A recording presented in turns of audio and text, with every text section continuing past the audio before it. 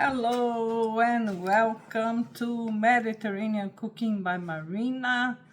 I'm back today to finish our Egyptian bread recipe.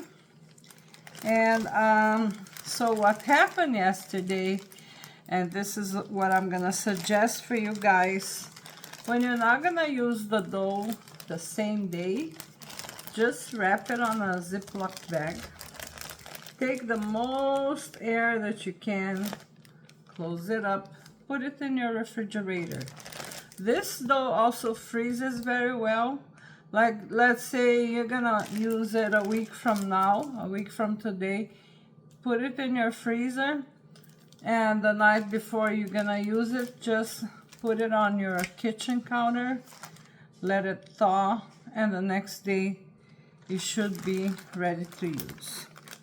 Anyhow, since I left my dough overnight, I don't have to wait another hour and a half to 2 hours for it to rise again, you know, to rest and rise until I bake my bread. I can actually bake it right away because it stayed overnight. If your dough did not stay overnight, let's say you just made it, you left it rising for about an hour and a half. Actually, it's 90 minutes that you should, the first rise. Then you have to you know, roll the dough, you know, make the bread, then you put it on your baking tray, cover with a clean dishcloth, and then you leave it there for another hour or so if you just made the dough. But if you left it overnight, you can roll and bake right away.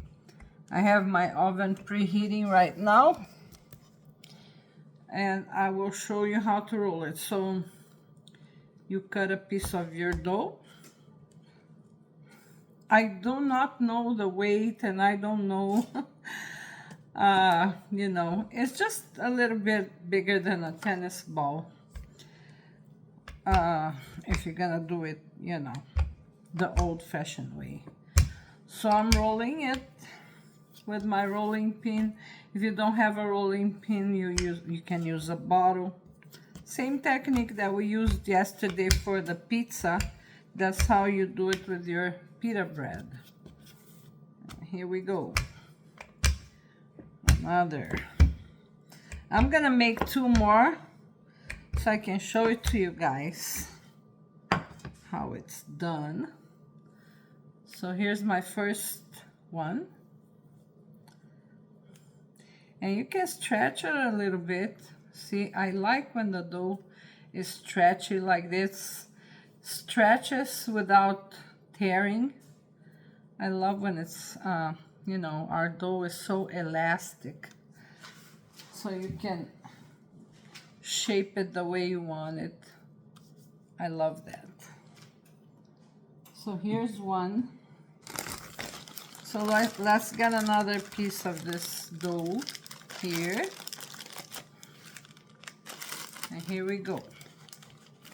See, I just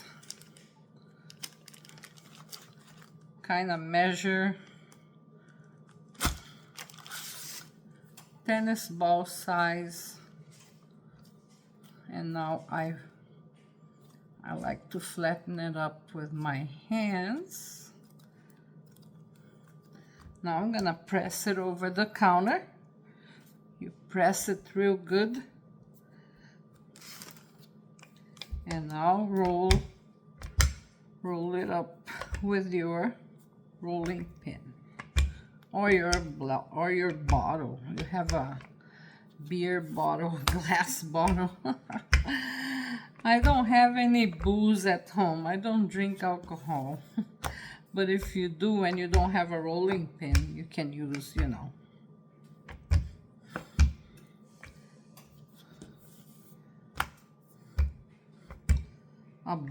a glass bottle of something.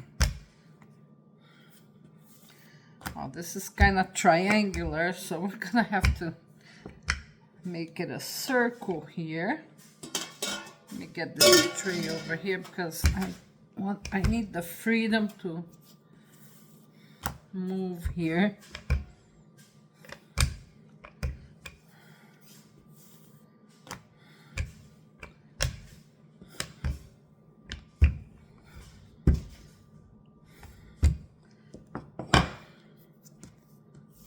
Yeah, see?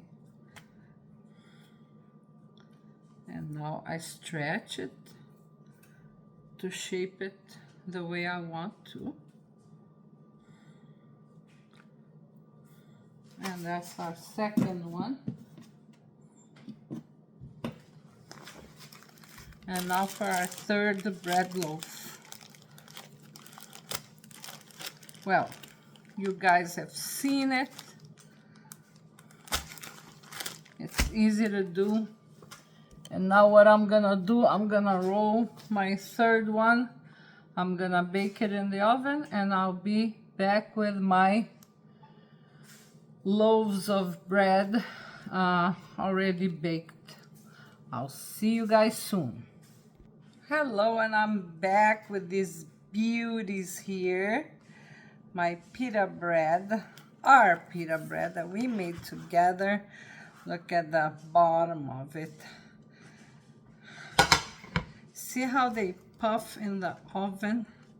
So when you cut it in half, it makes a pocket, and then you can stuff with anything you like. Cheese, lettuce and tomato, ham, roast beef, anything you like. Make a great sandwich, or even with those little cheese wedges, you know, what is it called? Laughing cow cheese. Yeah, these, when they're hot with the laughing cow cheese, they make a real good snack. Or lunch, or a light dinner, you know, if you don't feel like cooking. With za'atar, also great. Just a little bit of Arabic vocabulary in case you're interested, or just in case you happen to be visiting a Middle Eastern country. So this in Arabic, in most countries, we have 22 Arabic speaking countries. So they call it in classic Arabic, they call it khubz, khubz. Now in Egypt, they call it AESH, AESH in Egyptian dialect. If you go to Lebanon, Jordan, Syria, anywhere like that, and you say AESH at a restaurant or something, they will understand, okay?